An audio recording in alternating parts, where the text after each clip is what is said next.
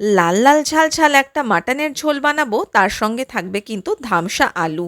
আমাদের বাঙালিদের কাছে এরকম একটা ধামসা আলু দিয়ে মাটনের পাতলা ঝোল না হলে কিন্তু দোলটা ঠিক জমে না।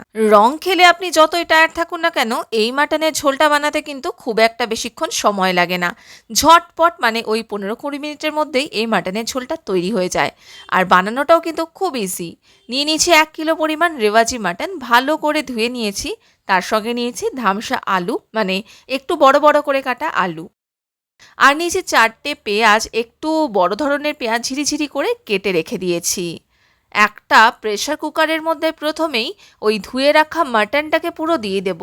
তার সঙ্গে দিয়ে দিতে হবে পরিমাণ মতো নুন।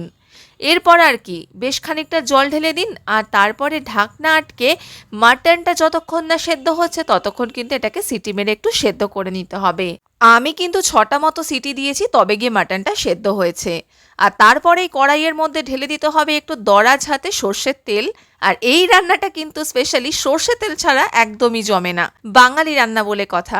তো যাই হোক, তেলটা বেশ ভালো করে আগে গরম করে নেব। তারপরে ধামসা আলুগুলোকে, মানে ওই বড় বড় করে কেটে রাখা আলুগুলোকে এর মধ্যে আগে দিয়ে দেবো। একটু লাল লাল করে আলুগুলোকে একটু ভেজে নিতে হবে। এইভাবে আলু ভেজে তারপরে মাটনে দেবেন, দুর্দান্ত লাগে খেতে। একটু নুন আর হলুদ দিয়ে দিচ্ছি এর মধ্যে একসঙ্গে। আলুগুলোকে এইভাবে ভেজে নিলে মশলাটা মানে নুনটা কিন্তু খুব ভালো মতো আলুর মধ্যে ঢুকে যায়। আজকে যেই প্রসেসটা আমি করছি, মানে মাটনটাকে আগে যে প্রেসার কুকারে সেদ্ধ করে নিয়ে করছি, এই পদ্ধতিতে মাটন রান্না করলে কিন্তু মাটনটা যেরকম নরম তুলতুলে হয়, তেমনই কিন্তু মাটনের মধ্যে মশলাটাও খুব সুন্দরভাবে ঢুকে যায় আর খেতেও চমৎকার লাগে। আলু ভাজা হয়ে গেলে সেই তেলের মধ্যে গোটা গরম মশলার ফোড়ন দিয়ে দেব। এক এক করে আমি দিয়ে দিলাম এর মধ্যে দারচিনি, লবঙ্গ আর এলাচ।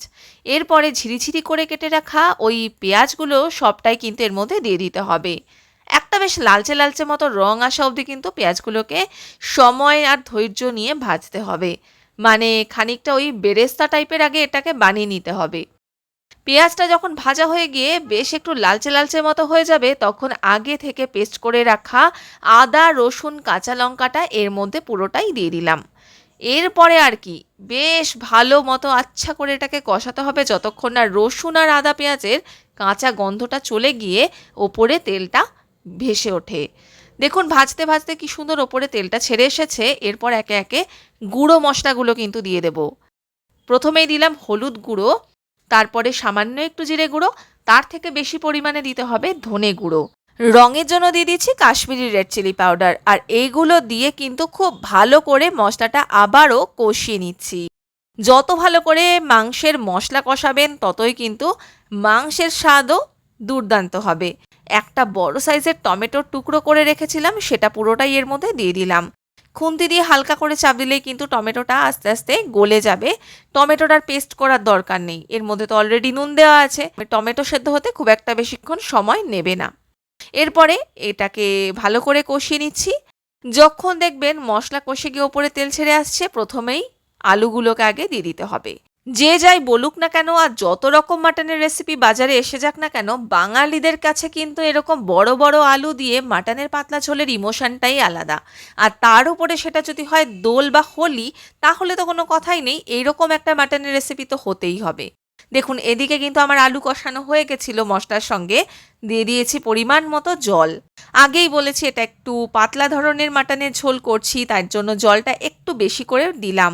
আলুটা কষাতে কষাতেই কিন্তু জিভে জল চলে আসার কথা। আর আলু আর ঝোল যখন এদিকে ফুটছে, ওদিকে মাটনটা কিন্তু প্রপারলি সেদ্ধ হয়ে গেছে।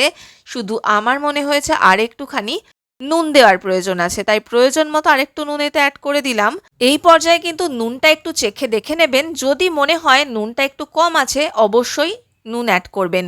কারণ যেহেতু এটা পাতলা ঝোল, এই ঝোলটা বাড়ার পরে মানে স্টকগুলো অ্যাড করার পরে কিন্তু নুনের পরিমাণটা কম লাগতে পারে। তো প্রথমেই আমি মাটনের যে স্টকটা ছিল সেটাকে দিয়ে দিলাম, তারপরে সেদ্ধ করে রাখা মাটনগুলোকে একটা ঝাঁঝরি হাতার সাহায্যে তুলে নিয়ে অ্যাড করব ঝোলের মধ্যে। ভালো করে একটু ঝোলের সঙ্গে মিশিয়ে দিচ্ছি। মাটনটা সেদ্ধ করার সময় তার মধ্যে নুন দিয়েছিলাম বলে কিন্তু মাটনের মধ্যে নুনটা প্রপারলি ঢুকে যায় আর কোনো সমস্যা হয় না। রং টং খেলে এসে আপনি দিব্যি এটাকে 15 থেকে 20 মিনিটের মধ্যেই বানিয়ে নিতে পারবেন।